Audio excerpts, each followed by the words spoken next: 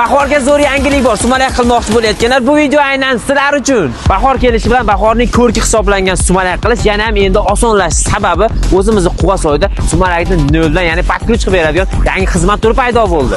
Birinchi o'rinda bug'doyni qayerdan olaman, qayerda undiraman, kim undirib beradi yoki qayerdan мясорубка chiqaraman degan fikrlarni umuman miyangizdan chiqarib tashlashing. Shunchaki siz joyini ko'rsatsangiz bo'ldi, o'zlari qozon tovuqlari bilan borib 20 yillik tajribaga ega opalarimiz sumalakni o'zlari solib, zo'r qilib pishirib ham berishar ekan. Kamiga kolonkalari ham bor ekan. Choybok hamma xizmatlar ichida.